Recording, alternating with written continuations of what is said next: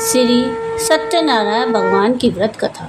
शास्त्रों में बताया गया है कि सत्यनारायण व्रत कथा का पाठ करने से व्यक्ति को 1000 यज्ञ करने के बराबर पुण्य फल की प्राप्ति होती है। सत्यनारायण भगवान की व्रत कथा में भगवान विष्णु के सत्य स्वरूप के बारे में बताया गया है। इस व्रत कथा का पाठ करने से घर में सुख समृद्धि का वास होता है और भगवान विष्णु की कृपा बनी रहती है।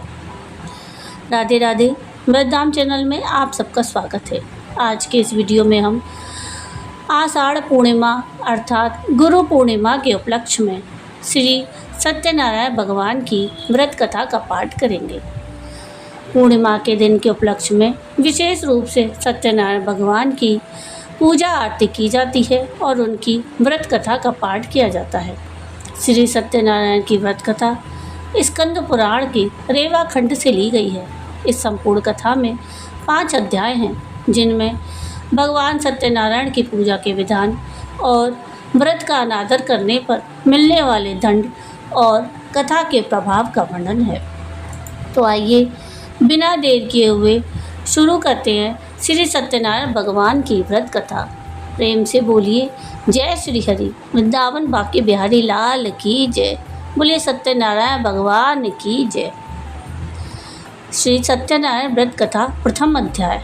एक समय की बात है, नैमिषारण्य तीर्थ में सौनक आदि 88,000 ऋषियों ने श्री सूत जी से पूछा, हे प्रभु, इस कलयुग में वेद विद्या रहित मनुष्यों को प्रभु भक्ति किस प्रकार मिल सकती है तथा उनका उद्धार कैसे होगा। हे मुनि श्रेष्ठ, कोई ऐसा तप बताइए जिससे थोड़े समय में ही पुण्य मिले और मनवांछित फल भी मिल जाए।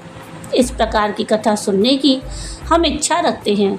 सर्वशास्त्रों के ज्ञाता सूत जी बोले, हे वैष्णवों में पूज्य, आप सभी ने प्राणियों के हित की बात पूछी है, इसलिए मैं एक ऐसे श्रेष्ठ व्रत को आप लोगों को बताऊंगा जिसे नारद जी ने लक्ष्मी नारायण जी से पूछा था और श्री लक्ष्मीपति ने मुनि श्रेष्ठ नारद जी से कहा था। आप सब इसे ध्यानपूर्वक सुनिए। एक समय की बात है, योगी राज नारद जी दूसरों के हित की इच्छा लिए अनेक लोकों में घूमते हुए मृत्यु लोक में आ पहुँचे। यहाँ उन्होंने अनेक योनियों में जन्मे प्राय सभी मनुष्यों को अपने अपने कर्मों द्वारा अनेक दुखों से पीड़ित देखा। उनका दुख देख नारद जी सोचने लगे कि कैसा यत्न किया जाए जिसके करने से निश्चित रूप से मानव के दुखों का अंत हो जाए। इसी विचार पर मनन करते हुए वह विष्णु लोक में गए। वहाँ वे देवों के ईश नारायण की स्तुति करने लगे, जिनके हाथों में शंख, चक्र, गदा और पद्म थे। गले में वरमाला पहने हुए थे। स्तुति करते हुए नारद जी बोले, हे भगवान, आप अत्यंत शक्ति से संपन्न हैं। मन तथा वाणी भी आपको नहीं पा सकती है। आपका आदि मध्य और अंत नहीं है। निर्गुण स्वरूप सृष्टि के कारण भक्तों के दुख को दूर करने वाले हैं। आपको मेरा नमस्कार है। नारद जी की स्तुति सुन विष्णु भगवान बोले, हे मुनि श्रेष्ठ, आपके मन में क्या बात है? आप किस कार्य के लिए यहाँ पधारे हैं, उसे निसंकोच कहो। इस पर नारद मुनि बोले कि मृत्यु लोक में अनेक योनियों में जन्मे मनुष्य अपने कर्मों के द्वारा अनेकों दुखों से दुखी हो रहे हैं। हे नाथ, आप मुझ पर दया रखते हैं तो बताइए कि वो मनुष्य थोड़े प्रयास से ही अपने दुखों से कैसे छुटकारा पा सकते हैं। श्री हरि बोले, हे नारद, मनुष्यों की भलाई के लिए तुमने बड़ी अच्छी बात पूछी है। जिसके करने से मनुष्य मोह से छूट जाता है, वह बात मैं कहता हूँ, उसे सुनो। स्वर्गलोक और मृत्युलोक दोनों में एक दुर्लभ उत्तम व्रत है जो पुण्य देने वाला है। आज प्रेमवश होकर मैं उसे तुमसे कहता हूँ। श्री सत्यनारायण भगवान का यह व्रत अच्छी तरह विधान पूर्वक करके मनुष्य तुरंत ही यहाँ सुख भोग कर मरने पर मोक्ष को प्राप्त करता है। श्री हरि के वचन सुन नारद जी बोले कि उस व्रत का फल क्या है और उसका विधान क्या है। यह व्रत किसने किया था, इस व्रत को किस दिन करना चाहिए, सब कुछ विस्तार से बताएं। नारद जी की बात सुनकर श्री हरि बोले, दुख और शोक को दूर करने वाला यह सभी स्थानों में विजय दिलाने वाला है। मानव को भक्ति और श्रद्धा के साथ शाम को श्री सत्यनारायण की पूजा धर्मपरायण होकर ब्राह्मणों और बंधु बांधवों के साथ करनी चाहिए। भक्ति भाव से ही नैवेद्य, केले का फल, घी, दूध और गेहूं का आटा सवाया ले। गेहूं के स्थान पर साठी का आटा, शक्कर और गुड़ लेकर तथा सभी भक्षण योग्य पदार्थों को मिलाकर भगवान का भोग लगाएं। ब्राह्मणों सहित बंधु बांधवों को भी भोजन कराएं। उसके बाद स्वयं भोजन करें। भजन कीर्तन के साथ भगवान की भक्ति में लीन हो जाएं। इस तरह से सत्यनारायण भगवान का यह व्रत करने पर मनुष्य की सारी इच्छाएं निश्चित रूप से पूरी होती हैं। इस कलिकाल अर्थात कलयुग में मृत्युलोक में मोक्ष का यही एक सरल उपाय बताया गया है। श्री सत्यनारायण व्रत कथा का पहला अध्याय संपूर्ण हुआ। बोलिए श्री सत्यनारायण भगवान की जय। वृंदावन बाके बिहारी लाल की जय। आइए सुनते हैं सत्यनारायण भगवान का दूसरा अध्याय। सूत जी बोले, हे ऋषियों, जिसने पहले समय में इस व्रत को किया था उसका इतिहास कहता हूँ, ध्यान से सुनो। सुंदर काशीपुरी नगरी में एक अत्यंत निर्धन ब्राह्मण रहता था। भूख प्यास से परेशान वह धरती पर घूमता रहता था। ब्राह्मणों से प्रेम करने वाले भगवान ने एक दिन ब्राह्मण का वेश धारण कर उसके पास जाकर पूछा, हे विप्र, नित्य दुखी होकर तुम पृथ्वी पर क्यों घूमते हो? दीन ब्राह्मण बोला, मैं निर्धन ब्राह्मण हूँ, भिक्षा के लिए धरती पर घूमता हूँ। हे भगवान, यदि आप इसका कोई उपाय जानते हो तो बताइए। वृद्ध ब्राह्मण कहते हैं कि सत्यनारायण भगवान मनोवांछित फल देने वाले हैं, इसलिए तुम उनका पूजन करो। इसके करने से मनुष्य सभी दुखों से मुक्त हो जाता है। वृद्ध ब्राह्मण बनकर आए सत्यनारायण भगवान उस निर्धन ब्राह्मण को व्रत का सारा विधान बताकर अंतर्ध्यान हो गए। ब्राह्मण मन ही मन सोचने लगा कि जिस व्रत को वृद्ध ब्राह्मण करने को कह गया है मैं उसे अवश्य करूँगा। यह निश्चित करने के बाद उसे रात में नींद नहीं आई। वह सवेरे उठकर सत्यनारायण भगवान के व्रत का निश्चय कर भिक्षा के लिए चला गया। उस दिन निर्धन ब्राह्मण को भिक्षा में बहुत सारा धन मिला, जिससे उसने बंधु बांधवों के साथ मिलकर श्री सत्यनारायण भगवान का व्रत संपन्न किया। भगवान सत्यनारायण का व्रत संपन्न करने के बाद वह निर्धन ब्राह्मण सभी दुखों से छूट गया और अनेक प्रकार की संपत्तियों से युक्त हो गया। उसी समय से यह ब्राह्मण हर माह इस व्रत को करने लगा। इस तरह से सत्यनारायण भगवान के व्रत को जो मनुष्य करेगा वह सभी प्रकार के पापों से छूटकर मोक्ष को प्राप्त होगा। जो मनुष्य इस व्रत को करेगा वह भी सभी दुखों से मुक्त हो जाएगा। सूत जी बोले कि इस तरह से नारद जी से नारायण जी का कहा हुआ श्री सत्यनारायण व्रत को मैंने तुमसे कहा। हे विप्रो, मैं अब और क्या कहूँ? ऋषि बोले, हे मुनिवर, संसार में उस विप्र से सुनकर और किस किसने इस व्रत को किया, हम सब इस बात को सुनना चाहते हैं। इसके लिए हमारे मन में श्रद्धा का भाव है। सूत जी बोले, हे मुनियों, जिसने इस व्रत को किया वो सब सुनो। एक समय वही विप्र धन और ऐश्वर्य के अनुसार अपने बंधु बांधवों के साथ इस व्रत को करने को तैयार हुआ। उसी समय एक लकड़ी बेचने वाला बूढ़ा आदमी आया और लकड़ियां बाहर रखकर अंदर ब्राह्मण के घर में गया। प्यास से दुखी वह लकड़हारा उनको व्रत करते देख विप्र को नमस्कार करके पूछने लगा कि आप सब ये क्या कर रहे हैं?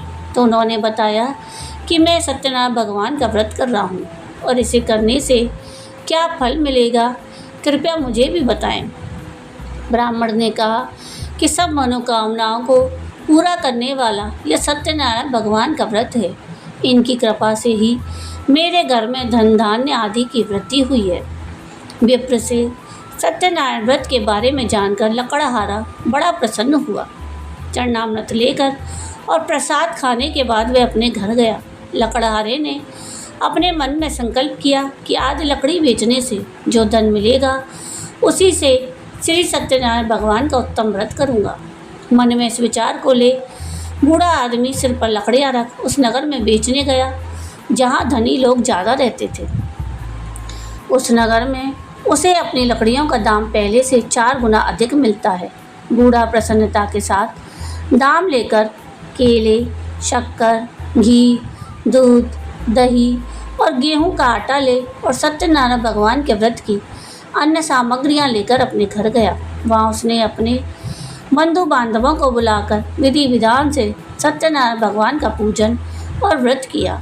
इस व्रत के प्रभाव से वह बूढ़ा लकड़हारा धन पुत्र आदि से युक्त होकर संसार के समस्त सुख भोग अंतकाल में वैकुंठ धाम को चला गया। श्री सत्यनारायण व्रत कथा का दूसरा अध्याय संपन्न हुआ। बोलिए श्री सत्यनारायण भगवान की जय। बाके बिहारी लाल की जय। श्री सत्यनारायण भगवान की व्रत कथा का तीसरा अध्याय। सूत जी बोले, हे श्रेष्ठ मुनियों, अब आगे की कथा कहता हूँ। पहले समय में उल्का मुख नाम का एक बुद्धिमान राजा था। वह सत्यवक्ता और जितेंद्रिय था। प्रतिदेव वह देव स्थानों पर जाता और निर्धनों को धन देकर उनके कष्ट दूर करता था। उसकी पत्नी कमल के समान मुख वाली तथा सती साध्वी थी। भद्रशिला नदी के तट पर उन दोनों ने श्री सत्यनारायण भगवान का व्रत किया। उसी समय एक साधु नाम का वैश्य आया। उसके पास व्यापार करने के लिए बहुत सा धन भी था। राजा को व्रत करते देखकर वह विनय के साथ पूछने लगा, हे राजन, आप भक्ति भाव से पूर्ण होकर यह क्या कर रहे हैं? मैं सुनने की इच्छा रखता हूँ, तो आप मुझे बताएं। राजा बोला, हे साधु, अपने बंधु बांधवों के साथ पुत्र आदि की प्राप्ति के लिए एक महाशक्तिमान श्री सत्यनारायण भगवान का व्रत एवं पूजन कर रहा हूँ। राजा के वचन सुनकर साधु आदर से बोला, हे राजन, मुझे इस व्रत का सारा विधान कहिए। आपके कथनानुसार मैं भी इस व्रत को करूँगा। मेरे भी संतान नहीं है और इस व्रत को करने से निश्चित रूप से मुझे संतान की प्राप्ति होगी। राजा से व्रत का सारा विधान सुन व्यापार से निवृत्त हो वह अपने घर गया। साधु वैश्य ने अपने पत्नी को संतान देने वाले इस व्रत का वर्णन कह सुनाया और कहा कि जब मेरी संतान होगी तब मैं इस व्रत को करूँगा। साधु ने इस तरह के वचन अपनी पत्नी लीलावती से कहे। एक दिन लीलावती पति के साथ आनंदित हो सांसारिक धर्म में प्रवृत्त होकर सत्यनारायण भगवान की कृपा से गर्भवती हो गई। 10वें महीने में उसके गर्भ से एक सुंदर कन्या ने जन्म लिया। वह कन्या दिनों दिन ऐसे बढ़ने लगी जैसे कि शुक्ल पक्ष का चंद्रमा बढ़ता है। माता पिता ने अपनी कन्या का नाम कलावती रखा। एक दिन लीलावती ने मीठे शब्दों में अपने पति को याद दिलाया कि आपने सत्यनारायण भगवान के जिस व्रत को करने का संकल्प किया था उसे करने का समय आ गया है। आप इस व्रत को करिए। साधु बोला कि हे प्रिय, इस व्रत को मैं इसके विवाह पर करूँगा। इस प्रकार अपनी पत्नी को आश्वासन देकर वह नगर को चला गया।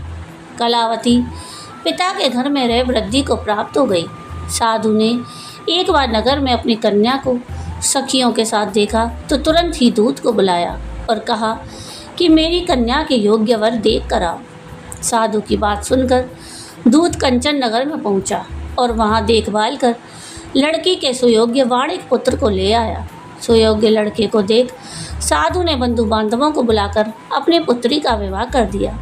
किंतु दुर्भाग्य की बात है कि साधु ने इस बार भी श्री सत्यनारायण भगवान का व्रत नहीं किया।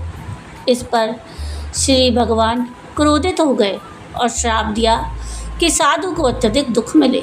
अपने कार्य में कुशल साधु बनिया जमाई को लेकर समुद्र के पास स्थित होकर रत्नसारपुर नगर में गया। वहां जाकर दोनों दामाद ससुर मिलकर चंद्रकेतु राजा के नगर में व्यापार करने लगे। एक दिन भगवान सत्यनारायण की माया से एक चोर राजा का धन चुराकर भाग रहा था। उसने राजा के सिपाहियों को अपना पीछा करते देख चुराया हुआ धन वहां रख दिया जहां साधु अपने जमाई के साथ ठहरा हुआ था। राजा के सिपाहियों ने साधु वैश्य के पास राजा का धन पड़ा देखा तो वे ससुर जमाई दोनों को बांधकर प्रसन्नता के साथ राजा के पास ले गए और कहा, कि उन दोनों चोरों को हम पकड़ लाए हैं। आप आगे की कार्रवाई की आज्ञा दें। राजा की आज्ञा से उन दोनों को कठिन कारावास में डाल दिया गया और उनका सारा धन भी उनसे छीन लिया गया। श्री सत्यनारायण भगवान के श्राप से साधु की पत्नी भी बड़ी दुखी हुई। घर में जो धन रखा था उसे चोर चुरा कर ले गए। शारीरिक तथा मानसिक पीड़ा और भूख प्यास से अति दुखी हो अन्न की चिंता में कलावती एक ब्राह्मण के घर गई। वहाँ उसने श्री सत्यनारायण भगवान का व्रत होते देखा और कथा भी सुनी। वह प्रसाद ग्रहण कर रात्रि को घर वापस आई तो उसकी माता ने कलावती से पूछा कि हे पुत्री, अब तक तुम कहाँ थी? तेरे मन में क्या है? कलावती ने अपनी माता से कहा कि हे माता, मैंने एक ब्राह्मण के घर में श्री सत्यनारायण भगवान का व्रत होते देखा। कन्या के वचन सुन लीलावती भगवान के पूजन की तैयारी करने लगी। लीलावती ने परिवार और बंधुओं सहित श्री सत्यनारायण भगवान का पूजन किया और उनसे वर मांगा कि मेरे पति और जमाई शीघ्र घर आ जाए। साथ ही यह भी प्रार्थना की कि हम सबका अपराध क्षमा करें। श्री सत्यनारायण भगवान इस व्रत से संतुष्ट हो गए और राजा चंद्रकेतु को सपने में दर्शन देकर कहा कि हे राजन, तुम उन दोनों वैश्यों को छोड़ दो और तुमने उनका जो धन लिया है उसे वापस कर दो, अन्यथा अगर ऐसा नहीं किया तो मैं तुम्हारा सारा धन, राज, संतान सभी को नष्ट कर दूंगा। राजा को यह सब कहकर भगवान अंतर्ध्यान हो गए। प्रातःकाल सभा में राजा ने अपना सपना सुनाया और फिर बोले कि बड़े पुत्रों को कैद से मुक्त कर सभा में लाओ। दोनों ने आते ही राजा को प्रणाम किया। राजा मीठी वाणी में उनसे बोला, हे महानुभावों, भाग्यवश ऐसा कठिन दुख तुम्हें प्राप्त हुआ है, लेकिन अब तुम्हें कोई भय नहीं है। ऐसा कह राजा ने उन दोनों को नए वस्त्र आभूषण पहनाए और जितना धन उनका लिया था उससे दुगना धन उनको वापस कर दिया। दोनों वैश्य अपने घर को चल दिए। श्री सत्यनारायण व्रत कथा का तीसरा अध्याय संपूर्ण हुआ। बोलिए श्री सत्यनारायण भगवान की जय। बांके बिहारी लाल की जय। श्री सत्यनारायण भगवान की व्रत कथा का चतुर्थ अध्याय। सूत जी बोले, वैश्य ने मंगलाचार कर अपनी यात्रा आरंभ की और अपने नगर को चल दिया। उनके थोड़ी दूर जाने पर एक दंडी वेशधारी श्री सत्यनारायण भगवान ने उनसे पूछा कि हे साधु, तेरी नाव में क्या है? अभिवाणी बड़े हंसता हुआ बोला, हे दंडी, आप क्यों पूछते हैं? क्या धन लेने की इच्छा है? मेरी नाव में तो लता पता भरे हैं। वैश्य के ऐसे वचन सुनकर भगवान बोले, तुम्हारा वचन सत्य हो, तथास्तु। दंडी ऐसे वचन कह वहाँ से दूर चले गए। कुछ दूर जाकर समुद्र के किनारे बैठ गए। दंडी के जाने के बाद साधु वैश्य ने नित्य क्रिया के पश्चात नाव को ऊंची उठते देखकर अचंबा माना और नाव में लता पता भरी देख वह मूर्छित हो जमीन पर गिर पड़ा। मूर्छा खुलने पर वह अत्यंत शोक में डूब गया। तब उसका दामाद बोला कि आप शोक ना मनाएं, यह उन दंडी का श्राप है, इसीलिए हमें उनकी शरण में जाना चाहिए, तभी हमारी मनोकामना पूरी होगी। दामाद की बात सुनकर वह दंडी के पास पहुंचा और अत्यंत भक्तिभाव से नमस्कार करके बोला कि मैंने आपसे जो असत्य वचन कहे थे उनके लिए मुझे क्षमा करें। ऐसा कहकर महान शोकातुर हो रोने लगा। तब दंडी भगवान बोले, हे बड़े पुत्र, मेरी आज्ञा से बार बार तुम्हें दुख प्राप्त हुआ है। तू मेरी पूजा से विमुख हुआ। साधु बोला, हे भगवान, आपकी माया से ब्रह्मा आदि देवता भी आपके रूप को नहीं जानते, तब मैं अज्ञानी कैसे जान सकता हूँ? कृपया आप प्रसन्न होइए। अब मैं सामर्थ्य अनुसार आपकी पूजा करूँगा। मेरी रक्षा करो और पहले के समान नौका में धन भर दो। साधु वैश्य के भक्तिपूर्वक वचन सुनकर भगवान प्रसन्न हो गए और उसकी इच्छा अनुसार वरदान देकर अंतर्ध्यान हो गए। ससुर जमाई जब नाव पर आए तो नाव धन से भरी हुई थी और फिर वही अपने अन्य साथियों के साथ सत्यनारायण भगवान का पूजन कर अपने नगर को चल दिए। जब वे नगर के नज़दीक पहुँचे तो दूत को घर पर खबर करने के लिए भेज दिया। दूत साधु की पत्नी को प्रणाम करके कहता है कि मालिक अपने दामाद के सहित नगर के निकट आ गए हैं। दूत की बात सुन साधु की पत्नी लीलावती ने बड़े हर्ष के साथ सत्यनारायण भगवान का पूजन कर अपनी पुत्री कलावती से कहा कि मैं अपने पति के दर्शन को जाती हूँ, तू कार्य पूर्ण कर शीघ्र आ जाना। माता के ऐसे वचन सुन कलावती जल्दी में प्रसाद छोड़ अपने पति के पास चली गई। प्रसाद की अवज्ञा के कारण श्री सत्यनारायण भगवान रुष्ट हो गए और नाव सहित उसके पति को पानी में डुबो दिया। कलावती अपने पति को वहाँ ना पाकर रोती हुई जमीन पर गिर गई। नौका को डूबा हुआ देख और कन्या को रोता देख साधु दुखी होकर बोला कि हे प्रभु, मुझसे और मेरे परिवार से जो भूल हुई है उसे क्षमा करें। साधु के दीन वचन सुनकर श्री सत्यनारायण भगवान प्रसन्न हो गए और आकाशवाणी हुई, हे साधु, तेरी कन्या मेरे प्रसाद को छोड़कर आई है, इसलिए उसका पति अदृश्य हो गया है। यदि वह घर जाकर प्रसाद खाकर लौटती है तो इसे इसका पति अवश्य मिलेगा। ऐसी आकाशवाणी सुन कलावती घर पहुंचकर प्रसाद खाती है और फिर आकर अपने पति के दर्शन करती है। उसके बाद साधु अपने बंधु बांधवों सहित श्री सत्यनारायण भगवान का विधि विधान से पूजन करता है और इस लोक का सुख भोग वह अंत में स्वर्ग को जाता है। श्री सत्यनारायण व्रत कथा का चौथा अध्याय संपूर्ण हुआ। बोलिए श्री सत्यनारायण भगवान की जय, बांके बिहारी लाल की जय। श्री सत्यनारायण भगवान की व्रत कथा का पांचवा अध्याय। सूत जी बोले, हे ऋषियों, मैं और एक कथा सुनाता हूँ, उसे भी ध्यानपूर्वक सुनो। प्रजापालन में लीन तुंगध्वज नाम का एक राजा था। उसने भी भगवान का प्रसाद त्याग कर बड़ा ही दुख सहन किया। एक बार वन में जाकर वन्य पशुओं को मारकर वह बड़ के पेड़ के नीचे आया। वहाँ उसने ग्वालों को भक्ति भाव से अपने बंधुओं सहित श्री सत्यनारायण भगवान का पूजन करते देखा। अभिमानवश राजा ने उन्हें देखकर भी पूजा स्थान में नहीं गया और ना ही उसने भगवान को नमस्कार किया। जब ग्वालों ने राजा को प्रसाद दिया तो उसने प्रसाद भी नहीं खाया और प्रसाद को वहीं छोड़ अपने नगर को चला गया। जब वह नगर में पहुंचा तो वहाँ सब कुछ तहस नहस हुआ पाया, तो वह शीघ्र ही समझ गया कि यह सब भगवान ने ही किया है, यह सब भगवान की माया है। वह दोबारा ग्वालों के पास पहुंचा और विधि पूर्वक पूजा करके प्रसाद खाया तो श्री सत्यनारायण भगवान की कृपा से सब कुछ पहले जैसा हो गया। दीर्घकाल तक सुख भोगने के पश्चात मरणोपरांत उसे स्वर्गलोक की प्राप्ति हुई।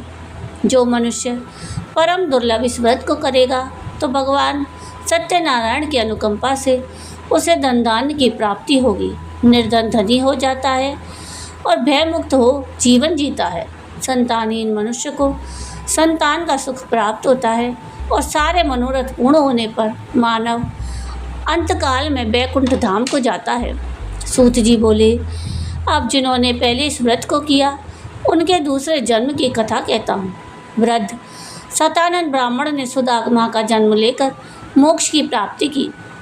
लकड़हारे ने अगले जन्म में निषाद बनकर मोक्ष की प्राप्ति की। उल्कामुख नामक राजा दशरथ होकर वैकुंठ को गए। साधु नाम के वैश्य ने मोरध्वज बनकर अपने पुत्र को आरे से चीर कर मोक्ष की प्राप्ति की और महाराज तुंगध्वज ने स्वयंभू होकर भगवान में भक्ति युक्त हो कर्म कर मोक्ष पाया। श्री सत्यनारायण व्रत कथा का पांचवा अध्याय संपूर्ण हुआ। बोलिए श्री सत्यनारायण भगवान की जय, बांके बिहारी लाल की जय। तो ये थी श्री सत्यनारायण भगवान की व्रत कथा। सत्यनारायण आए जी, मारे घर सत्यनारायण आए जी। धन्य घड़ी धन भाग हमारे सत्यनारायण आए जी। धन्य घड़ी धन भाग हमारे सत्यनारायण आए जी। सत्यनारायण आए वो तो झालरे घंटा लाए जी। धन्य घड़ी धन भाग्य हमारे सत्यनारायण आए जी। बोली सत्यनारायण भगवान की जय। तो ये था आज का वीडियो। आपको आज का ये वीडियो कैसा लगा कमेंट करके ज़रूर बताइएगा, और अगर आपको आज का ये वीडियो पसंद आया हो तो प्लीज़ इसको लाइक शेयर ज़रूर कीजिएगा, और प्लीज़ मेरे चैनल को सब्सक्राइब कीजिएगा और कमेंट में राधे राधे ज़रूर लिखिएगा। वीडियो पूरा देखने के लिए थैंक यू। राधे राधे।